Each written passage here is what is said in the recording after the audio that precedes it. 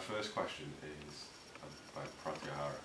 I understand that Pratyahara is withdrawal from the senses with the aim to still the mind. But what I'd like to know is where attachment and detachment fits into that.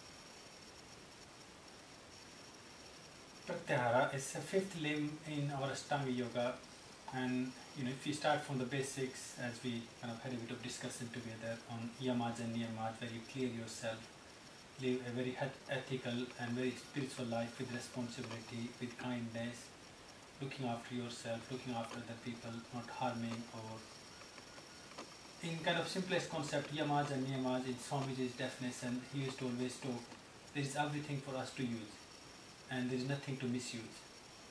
So if our foundation is strong, if you got all the morals, all the ethics, then you learn how to use things, how to use all the resources, how to use your body, use your energy, use your senses. Then we move on to our second limb, third limb, asana, where you do all the postures to channel your energy, to release all the stagnant energy, or the stress, or the burden, so you can be easy, you can be comfortable. In our fourth limb, we work on pranayama, refining our vital energy and then controlling it, controlling the kind of the source energy in each and every motion, each and every action we are doing. We're trying to control that. Then we come to the fifth limb, Pratyahara, which in modern context also people translate it or look at it as a sensory control.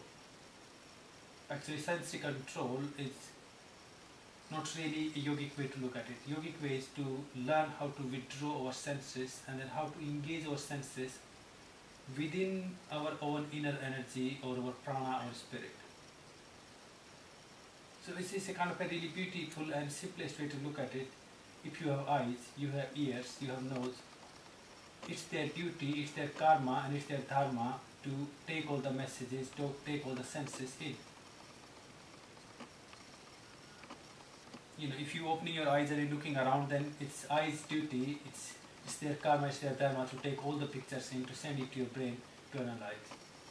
So in a simplest way, for our worldly life or as a household person, for people like you and me, Pratyahara is basically learning how to use our senses. Lots of people look at senses like, oh, it's my sensual weakness. Actually, senses are not really your weakness, they are your power.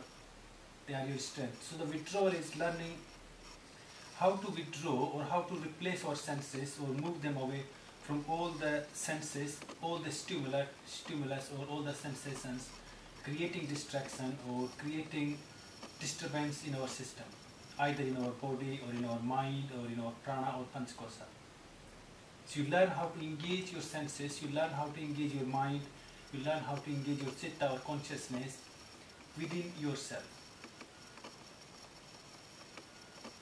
So it's not about controlling, or it's not about, it's about training the senses so they can become our power, or they can help us to go inward.